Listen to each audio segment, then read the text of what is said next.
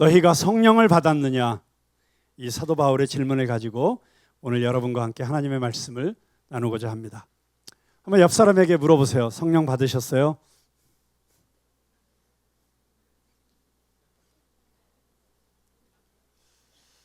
이 질문을 서로 주고받는데 왠지 부담스럽게 느껴지시나요? 사실 어떻게 보면 무척 공격적인 질문이라고 할 수도 있습니다. 생각해 보세요.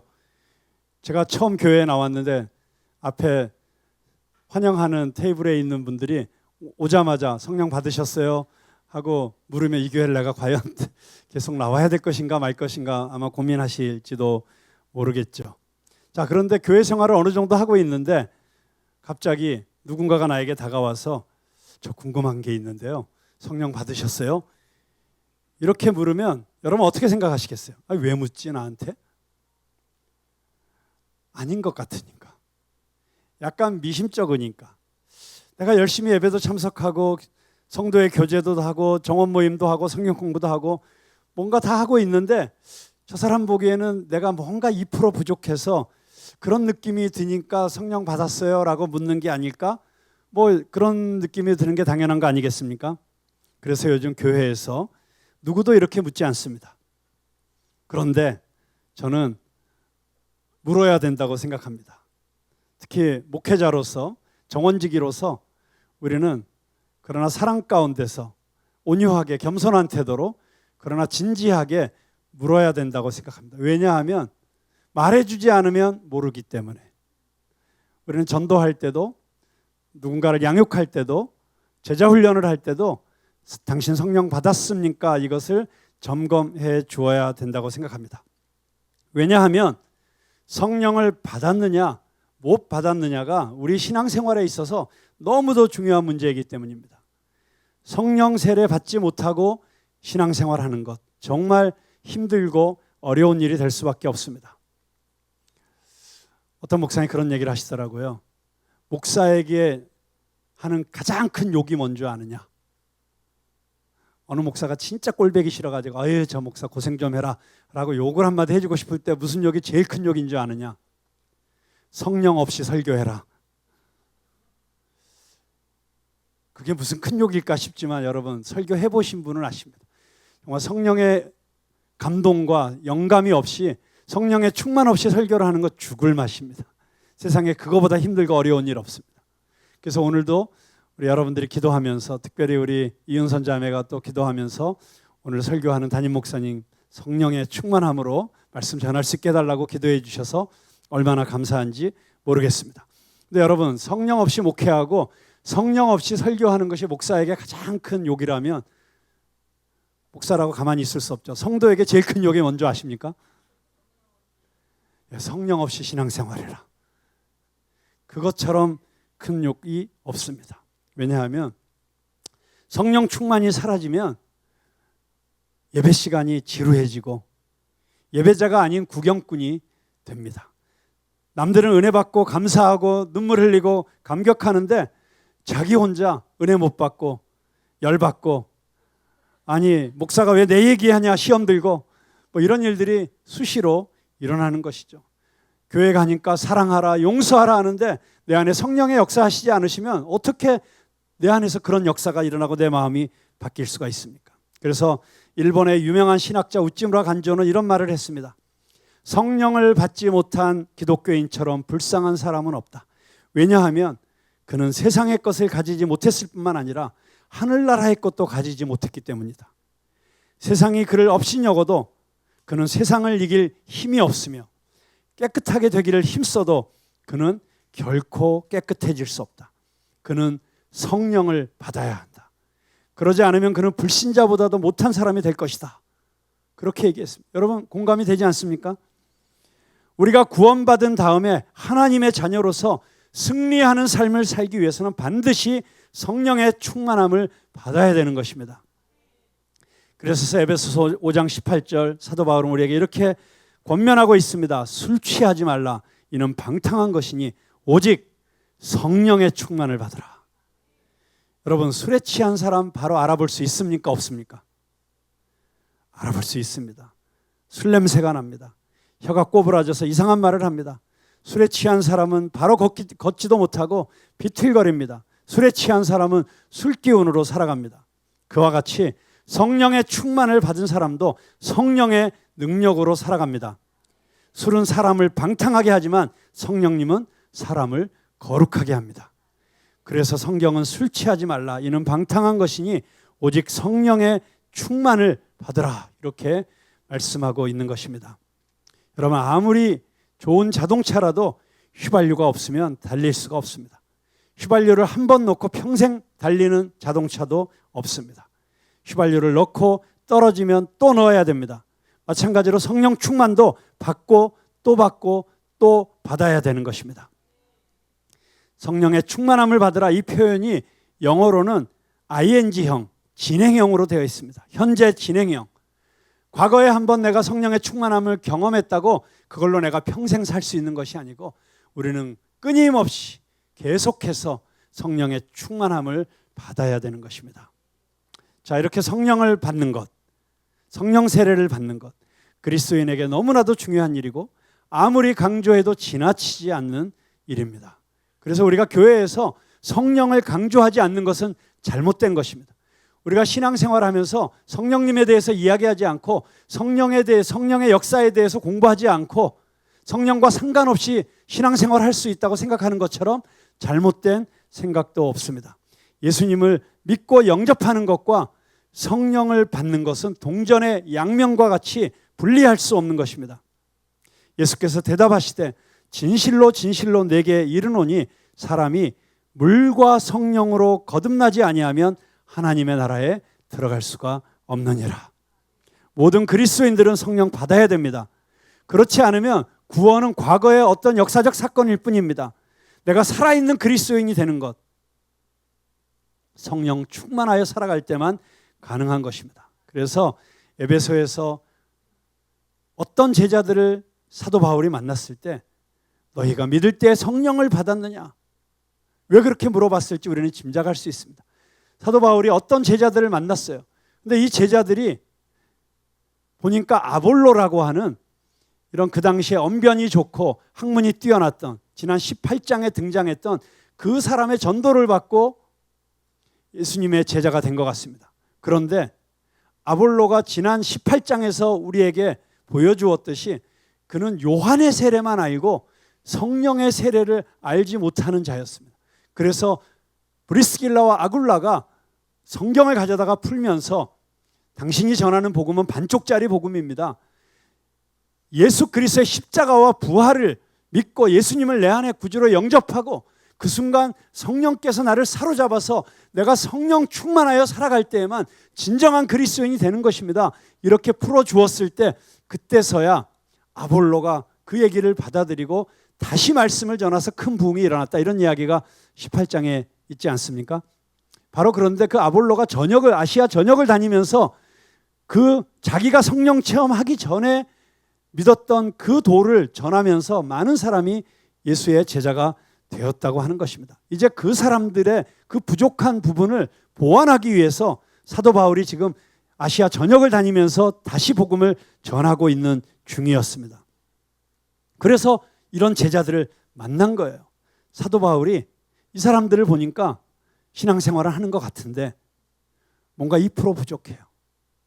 열심히 기도도 하고 예배도 참석하고 봉사도 하고 구제도 하고 하는 것 같은데 왠지 그 안에 정말 성령 충만할 때만 나타나는 그 폭발적인 기쁨, 감사, 에너지, 열정 이런 게 보이지가 않는 거예요. 여러분, 우리가 신앙생활 하다 보면 내가 성령 충만했을 때 나에게서 자연스럽게 마치 술 취한 사람이 자연스럽게 술 냄새 풍기듯이 내 안에서 성령이 내 안에 계신 그 열매들이 나타나고 내 안에 그 내 안에 계신 예수 그리스도의 향기가 저절로 풍겨 나오고 그게 느껴지는 거 아니겠어요? 무언가 다른 게 느껴지는 거 아니겠어요? 왠지 그게 느껴지지 않으니까 묻는 것이죠. 너희가 성령을 받았느냐? 이 에베소에서 사도 바울이 이들에게 던진 질문은 한 번 던져진 질문이 아니라 오늘 우리에게도 그리고 앞으로 다가오는 모든 세대의 그리스도인들에게도 우리가 반드시 물어야 되는 질문입니다. 왜냐하면 성령 충만한 신앙생활을 하지 않으면 우리가 다 명목상 그리스도인들이 될 위험성이 너무 많기 때문입니다. 우리 교회 안에도 오늘날 정말 내가 성령 세례 받고 성령 충만하여 신앙생활하고 있고 예배하고 있는 그런 그리스도인인지, 아니면 그냥 습관에 따라서 왔다 갔다 하는 노미널 크리스찬, 그냥 명목상의 크리스찬인지 정직하게 물어봐야 된다고 생각합니다. 물론 모든 그리스도인들이 다 처음부터 성령 충만하여서 펄펄 불이 타오르면서 신앙생활 할 수는 없죠. 연약한 지체들, 이제 뭔가 알고 싶어서 혹시 여기에 정말 내가 믿어야 될 진리가 있을까 궁금해서 온 이런 모든 사람들 우리는 기다려주고 품어줘야 됩니다. 문제는 그렇게 명목상의 그리스도인의 자리에 그냥 머물러 있으면서 자라나지 않는 그리스도인들, 그러면서도 교회의 문화와 교회의 어떤 분위기와 이런 것에 익숙해져서 정말 내 안에 예수 그리스도의 생명이 살아있지 않으면서도 교인인처럼, 기독교인인 것처럼 그렇게 형식적으로 신앙생활하는 그리스도인들이 너무 많을 수 있다는 것이 오늘날 교회의 문제라고 하는 것입니다. 자, 그런 측면에서 오늘 우리가 이 질문을 다시 한번 정직하게 저와 여러분이 한번 던져보기를 원합니다. 자, 여기 1절에 보니까 아볼로가 아직 고린도에 있을 때 바울이 윗지방으로 다녀 에베소에 와서 어떤 제자들을 만나, 이렇게 얘기하고 있습니다. 자, 여기 어떤 제자들을 만났다. 무슨 제자죠? 이 제자들은 누구의 제자입니까? 어떤 제자? 자, 처음에는 예수님의 12제자만이 제자였어요. 그런데 오순절 다락방에 성령 임재 사건이 임하고 나서 초대교회가 일어나면서 이 12제자는 사도로 불리움을 받게 되었습니다. 그리고 모든 예수님을 믿고 영접하는 그리스도인들을 제자라고 불렀어요. 이 제자라는 뜻 가운데는 예수님께 마음을 빼앗긴 사람, 그러니까 예수님을 사랑하는 사람, 여러분 내 마음을 준 사람. 그런데 이 제자들에게는 성경에는 정관사가 붙어 있습니다. 언제나 The disciples, The disciples, 그러면 예수님의 제자들이에요. 근데 여기 이들에게는 The disciples 정관사가 붙어 있지 않고 어떤, 왠지 수상하죠? 어떤 제자들, 누구의 제자인지 모르겠다. 이 사람이 바울의 제자인지 아볼로의 제자인지 누구의 제자인지, 저 사람이 교회는 다니고 있는데 과연 뭘 믿는지 모르겠다. 이게 어떤 제자들이에요? 예수님을 믿는 게 아니라 어떤 교회의 브랜드를 믿는 것 같은 사람들도 있습니다. 마치 내가 어떤 유명한 큰 교회에 다니는 게 나의 신앙을 보증하고 있는 것처럼, 그게 나의 아이덴티티인 것처럼 생각하는 그런 그리스도인도 있습니다. 어떤 사람들에게는 내가 예수에게 속한 사람인지, 내가 예수님께 내 마음을 온전히 드린 사람인지가 중요하지 않고 내가 어느 교단에 속해 있는지가 더 중요해 보이는 그런 사람들도 있어요. 우리 교단은 이걸 중요시하고, 그래서 이게 아닌 다른 교단들은 신앙이 뭔가 열등하고 뭔가 세상적이고 세속적이고 그렇게 비판하고 정죄하는 사람들도 보게 됩니다. 어떤 기독교인들을 만나보면 그 신앙의 모든 기준이 담임 목사님, 우리 목사님이 아니면 안 돼. 차라리 그건 좀 약간 다행이라고 생각합니다. 자기 다니는 교회도 아닌데 어떤 부흥사 목사님, 그분 말씀만이 진리야. 또 어떤 유튜브에 나오는 뜨고 있는 누군가의 설교를 들으면서 야, 그걸 들어야 돼 하면서 그러면 그 교회를 가야죠. 그런데 담임 목사님이든 어떤 외부의 유명 강사든 그게 중요한 게 아니라는 것입니다. 우리에게 가장 중요한 것은 성경의 말씀이 가장 중요하다는 것이고, 그 말씀이 올바로 선포되는 메시지라면 그게 좀 아볼로처럼 언변이 능하고 학문이 뛰어나서 너무 멋있어 보이든지, 아니면 어눌하고 투박하고 그냥 단순 무식하게 말씀을 전하든 중요하지 않다는 것입니다. 우리가 성령에 충만하기만 하면 그 말씀을 통해서 우리는 예수 그리스도를 만날 수 있고 예수 그리스도에게 내 삶을 드릴 수가 있다고 하는 것입니다. 여기 이 제자들이 차라리 아볼로의 제자 그러면 그래도 정체가 좀 드러나잖아요. 그런데 이 사람들을 보니까 사도 바울이 보기에 이게 누구 제자인지 애매해. 도대체 이 백그라운드가 뭔지, 어디서 신앙 훈련을 받았는지, 이게 이단인지, 뭐 사이비에서 교육을 받고 왔는지 이렇게 헷갈리게 하는. 그래서 이 사람에게 있어서 정말 예수 그리스도와 동행하고 있는 흔적이 보이지 않고 성령님이 그 안에 역사하시는 게 보이지 않는, 내 삶 가운데 성령님이 드러나지 않는, 이게 문제라고 하는 것입니다. 도대체 너는 뭘 믿는 거야? 궁금하니까. 너 진짜야? 네가 믿고 있는 복음이 진짜 온전한 복음이야? 그걸 지금 너 성령 받았냐? 라고 사도 바울이 묻고 있는 것입니다. 만약 당신이 성령을 받았다면 이렇게 살 수 없는데 진짜 성령 받은 거 맞아요? 이 제자들이 뭐라고 대답합니까? 성령 세례는커녕, 성령 받고 말고는커녕 성령이 있다는 이야기도 들어보지 못했습니다. 아무도 이야기해 주지 않은 거예요. 여러분, 불완전한 복음이죠. 삼위일체 하나님, 성부, 성자, 성령님, 이 온전하신 하나님에 대해서 알지 못하고 반쪽짜리 지식을 가지고 하나님을 따르고 있다고 하는 것입니다. 여기서 우리가 성령에 대해서 알지도 못한다고 하는 것은 우리가 큰 복음의 큰 그림에서 볼 때 어떤 의미를 가지고 있느냐? 예수님을 내 삶의 주인으로 모시지 못했다, 그런 뜻을 가지고 있습니다. 내가 지식으로는 예수님에 대해서 알고 예수님이 이 땅에서 행한 일들에 대해서는 들었고, 아, 그분이 너무 좋으신 분이구나, 또 그분의 말씀도 너무 좋은 말씀이니까 나도 그대로 믿고 따라야겠다. 어떻게 보면 굉장히 인본주의적이고 굉장히 율법주의적인 종교적인 신앙을 갖고 있었다, 이렇게 평가할 수 있다는 것입니다. 그때 사도 바울이 두 번째 질문을 합니다. 그러면 너희가 무슨 세례를 받았느냐? 너희가 지금 제자라고 하는데 그랬으면 세례 받았을 거 아니야. 그런데 무슨 세례 받았어? 그랬더니 요한의 세례를 받았다. 자, 이전에 18장에서도 요한의 세례밖에 알지 못하는 아볼로가 복음을 전했다고 되어 있죠. 이게 무슨 의미입니까? 여러분, 요한은 누구입니까? 세례, 요한. 요한하면 세례, 세례하면 요한. 그 정도로 세례의 대명사라고 할 수 있습니다. 그런데 그 세례 요한이 베풀었던 세례는 어떤 세례입니까? 그 세례는 회개의 세례였습니다. 너희들이 지금 잘못 살고 있다. 너희들이 지금 하나님의 뜻에 합당하지 않게 살고 있다. 너희들이 지금 거짓을 행하고 있다. 너희들이 남을 속이고 있다. 너희들이 남을 미워하고 있다. 회개하고 하나님께 돌아와라. 이게 하나님이 너희에게 원하는 모습이 아니다. 회개의 세례예요. 이 세례 너무 중요합니다. 그런데 거기서만 끝나면 부족한 세례예요. 왜요? 세례 요한 자신이 이렇게 말했어요. 나는 물로 세례를 베풀지만 내 뒤에 오시는 이는, 뭘로 세례를 베푼다 그랬어요? 네? 불과 성령으로 세례를 베풀리라. 지금 나는 회개의 세례를 베풀지만 너희들이 내 뒤에 오시는 이를 믿어야 된다. 그러면 그분이 너희들에게 진정한 구원, 진정한 생명을 줄 수 있는 성령 세례를 주실 것이다. 그 예수님을 모시고 영접하는 순간 성령님께서 너희 안에 임하실 것이다.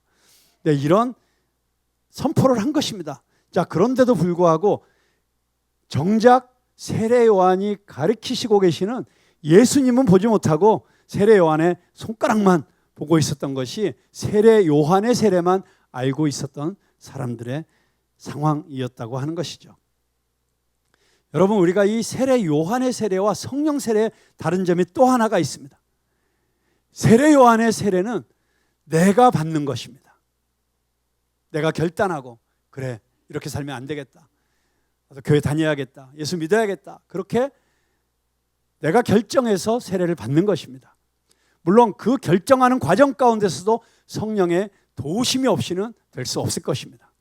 그렇지만 성령 세례는 내가 받을 수 없는 것입니다. 성령 세례는 온전히 하나님의 주권에 속한 것입니다. 하나님께서 임하셔야 되는 것입니다. 하나님께서 내 안에 찾아오시는 것입니다.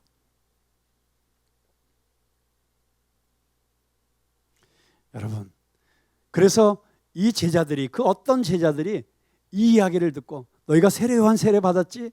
그 세례 요한의 세례는 바로 예수님을 믿기 위해서 받는 거야. 그리고 그 예수님을 믿는 순간 성령이 임하시는 거야. 그러면 너희들의 신앙생활이 달라질 수 있어.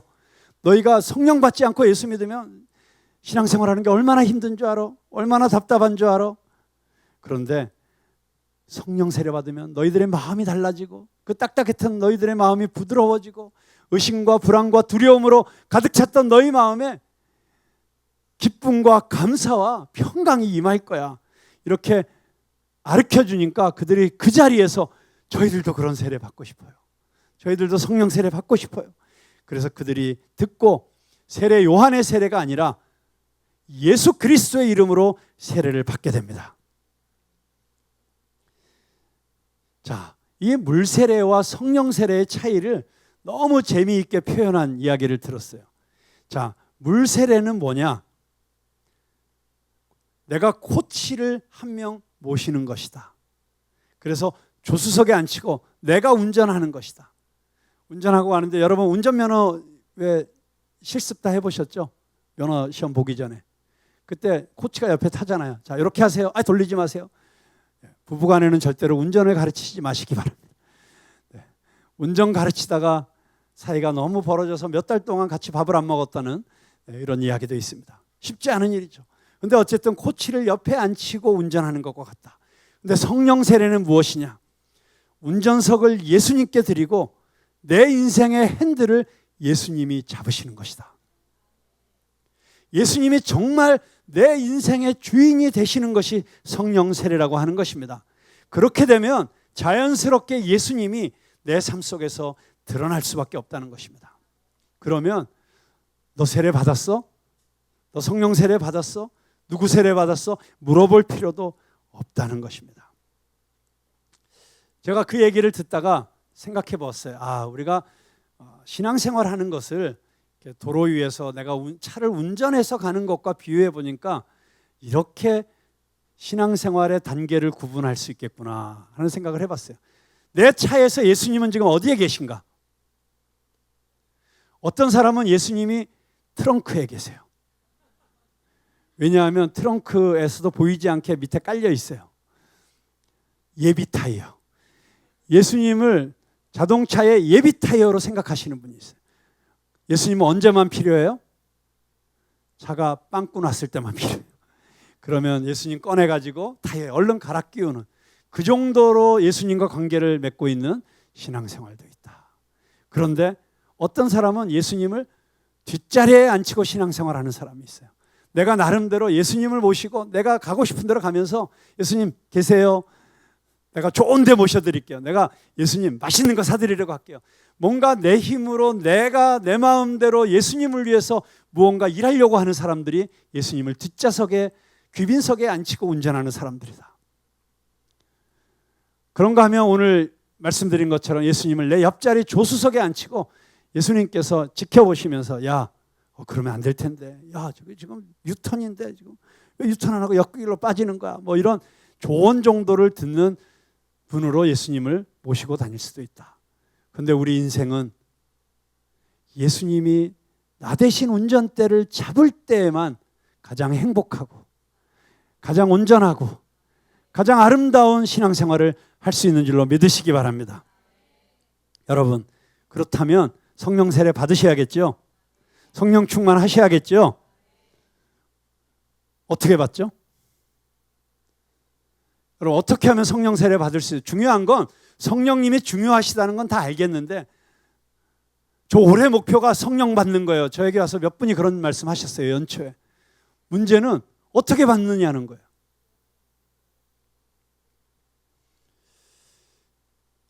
저의 가장 정직하고 분명한 대답은 모른다는 것입니다.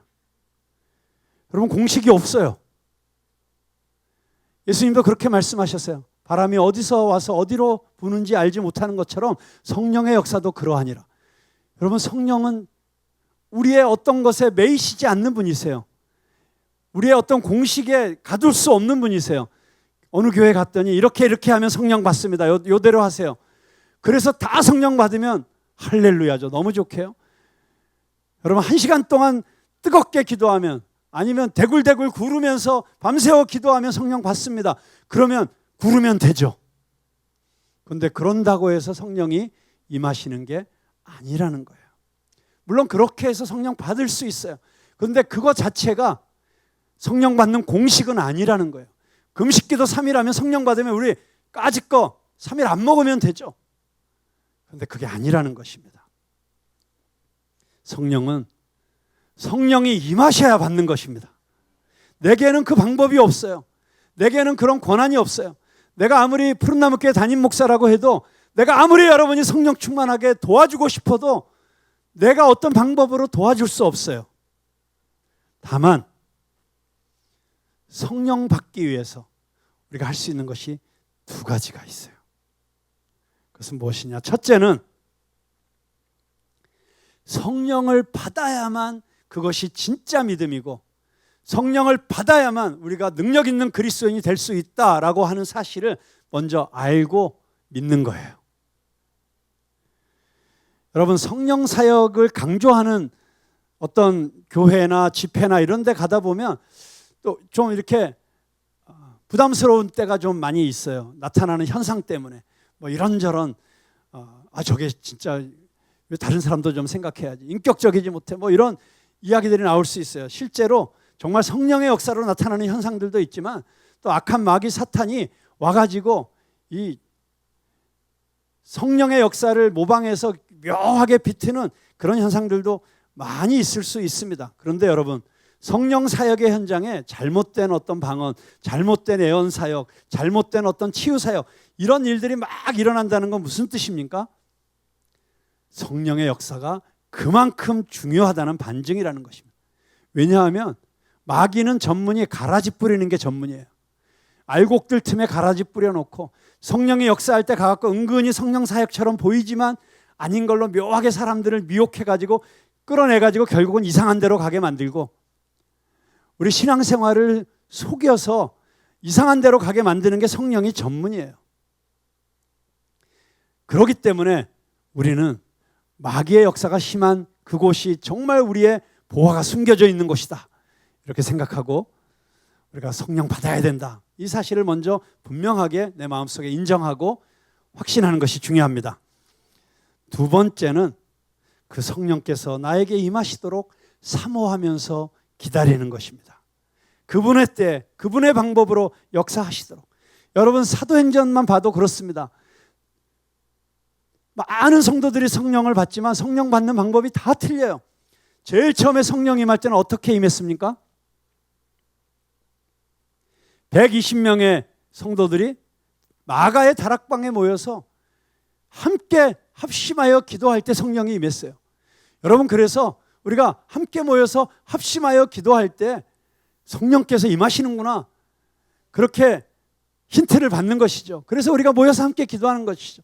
나 혼자 기도할 때도 성령 받을 수 있지만 함께 모여서 기도하는 거 하나님이 기뻐하시는구나, 이걸 알 수가 있습니다. 그런데 그런가 하면 혼자서 성령 받은 사람도 있어요. 여러분 잘 아시는 사도 바울이, 바로 이 사도 바울이 어떻게 성령 받았습니까? 자기 의를 가지고 하나님 섬긴다고, 자기 멋대로 정말 하나님을 기쁘시게 해드린다고 자기 열심으로 예수 믿는 사람 잡아 감옥에 쳐 넣으려고 다메섹까지 가다가 꼬꾸라졌어요.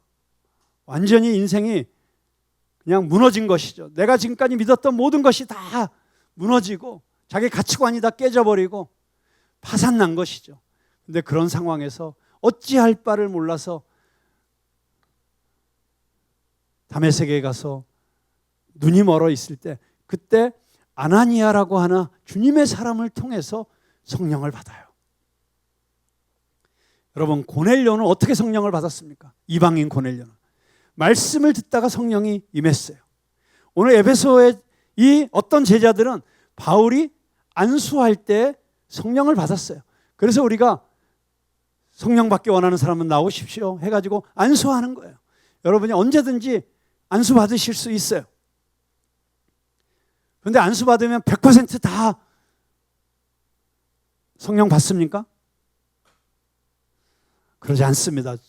제가 은사에 대해서 한 가지 발견한 게 있어요. 그게 뭐냐면, 하나님께서 우리에게 은사를 주실 때, 우리에게 하나님의 어떤 은사를 주시면 그 부분에 있어서는 우리가 하나님의 재능, 기프트, 이 은사를 받았기 때문에 남들보다 더 잘할 수 있고 남들보다 열매가 더 많을 수 있어요. 그러나 절대로 100%는 아니에요.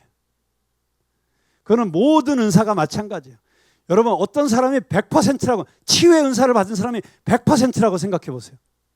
큰일 납니다. 전 세계 병원 다 문 닫아야 됩니다. 그리고 그냥 병 나으면 다 그 사람한테만 가면 됩니다. 근데 그러지 않죠.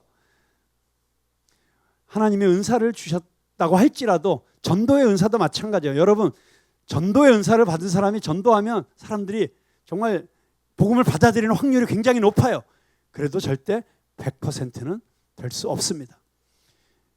여러분, 특별히 예언기도, 중보기도의 은사를 받아가지고 누군가를 위해서 기도하시는 분들이 있어요. 와, 들으면서 정말 하나님이 이분에 통해서 정말 내 마음을 너무 아시는구나.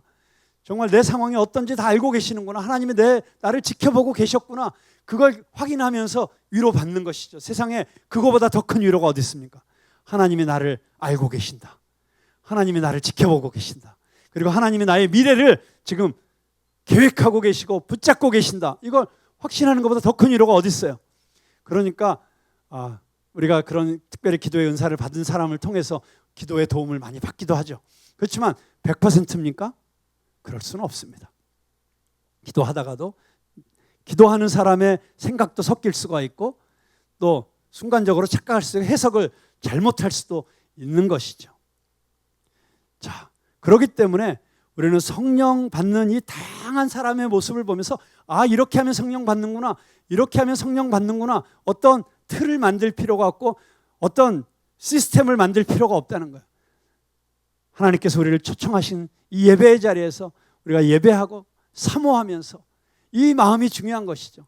여러분, 예배를 드릴 때도 그냥 오늘 또 몇 시간이나 걸리려나 하고 예배 드리는 게 아니라 이 예배 가운데 저를 만나주세요.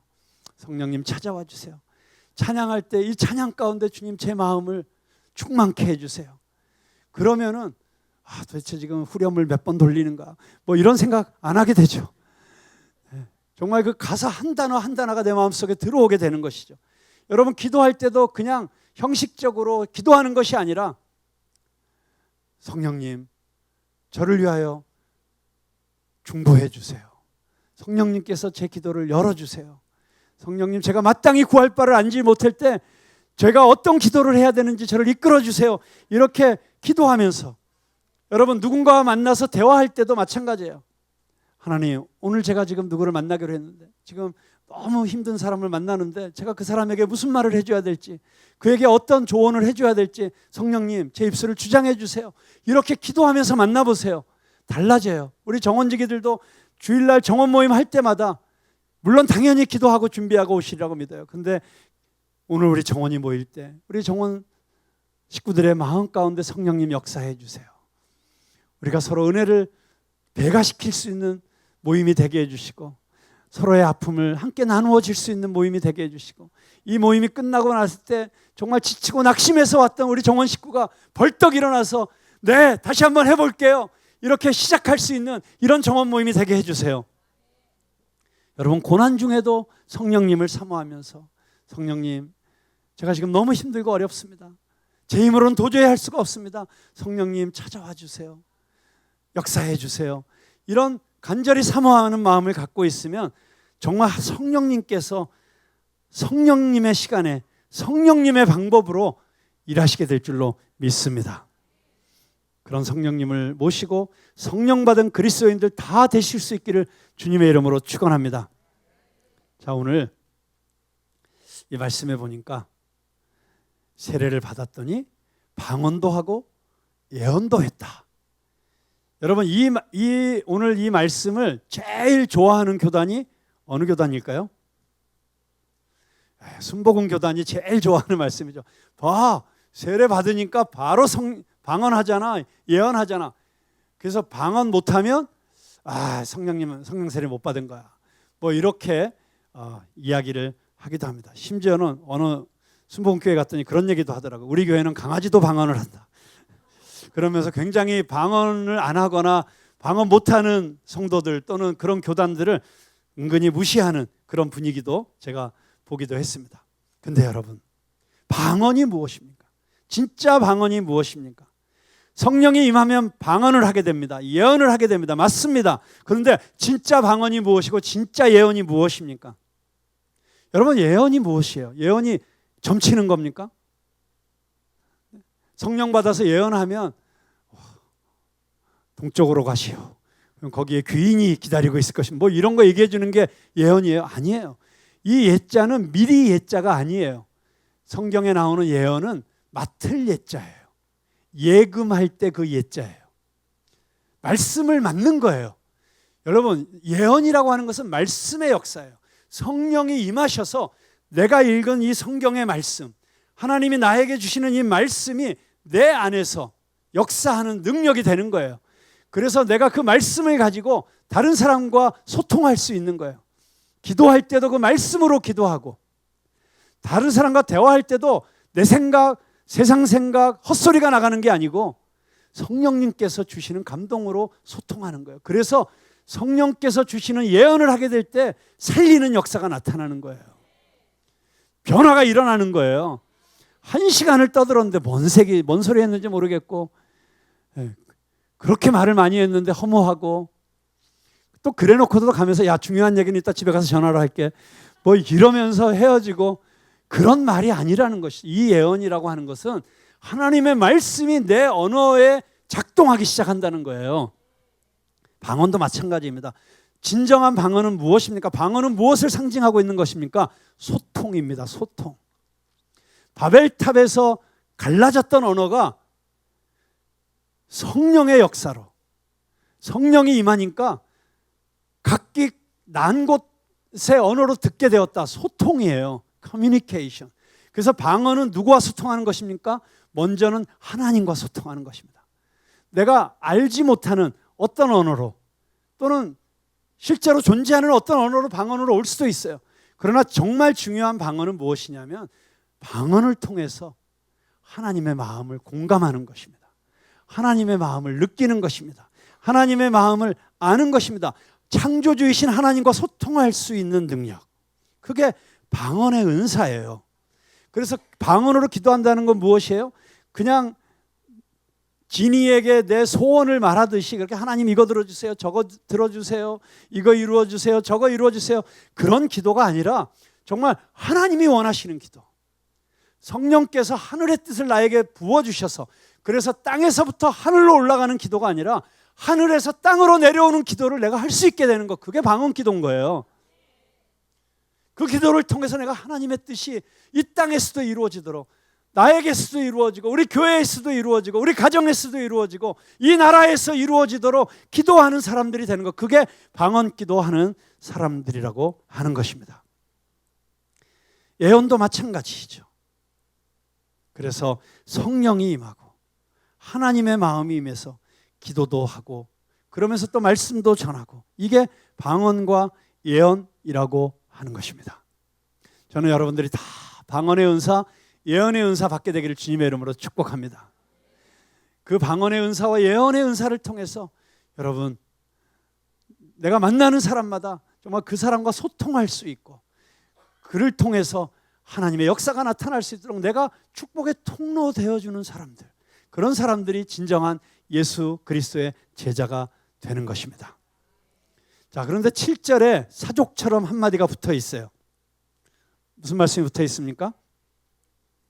모두 12사람쯤 되니라.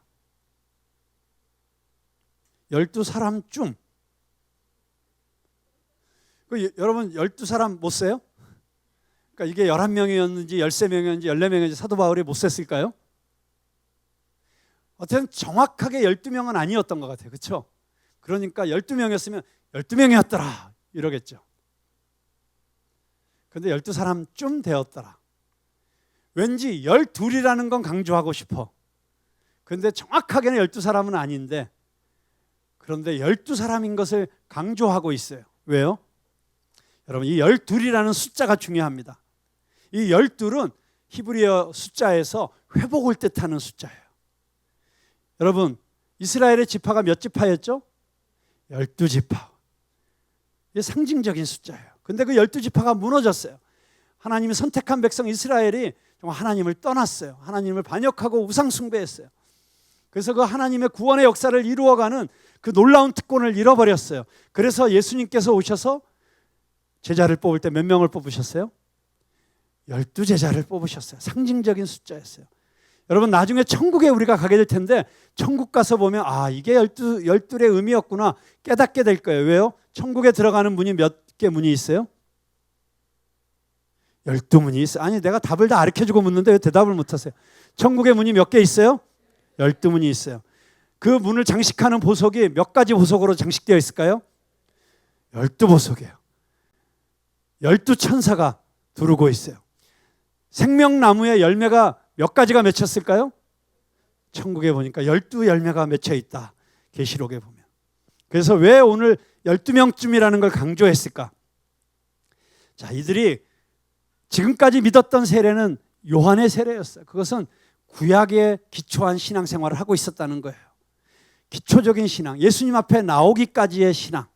그러나 아직 예수님을 받아들이지 못하고 아직 십자가와 부활이 자기의 사건이 되지 못한, 그래서 이제는 내가 사는 것이 아니요 내 안에 그리스도께서 사시는 것이다, 이렇게 고백할 수 없었던 그들이 회복되어져서 진짜 예수 그리스도의 제자가 되었다. 이것을 강조하기 위해서 12명쯤 되었다라고 표현한 것입니다. 저는 오늘 우리가 이 말씀을 보면서 우리 자신이 온전히 회복되어서 성령 받지 못한 그리스도인들처럼 나의 못남을 후회하고 회개하고 한탄하는 수준에서 끝나지 않고, 또 하나님의 마음은 모른 채 하나님의 뜻도 알지 못하고 우리의 이웃들과도 참된 소통과 공감은 일어나지 않고 내가 바라는 것만 외쳐대는 수준의 그런 일방통행적인 기도만 하면서, 그러면서 예배 시간에 와도 하나도 감동도 없이 은혜도 없이 시간만 때우다 가는 그런, 그리고 다른 사람들에게도 그들에게 생명을 주고 기쁨을 주고 회복을 주고 치유를 주는 언어가 아니라 다른 사람을 공격하고 비판하고 그런 언어 생활만 하는 그런 생활이 아니라 참으로 하나님을 사랑하고 이웃을 사랑하는 그리스도인, 그런 그리스도인이 되기를 주님의 이름으로 축복합니다. 내 안에 성령께서 임하셔서 나를 향한 하나님의 뜻이 온전히 이루어져서 내가 이 땅에 보내심을 받은 이유를 알고 이 땅에 살면서 많은 사람들에게 이 생명의 복음을 전하고 이 땅을 아름답게 하나님의 나라로 변화시키는 하나님의 사람이 되는 것, 이것이 저와 여러분이 성령 충만해야 되고 성령 세례 받아야 되는 이유인 줄로 믿습니다.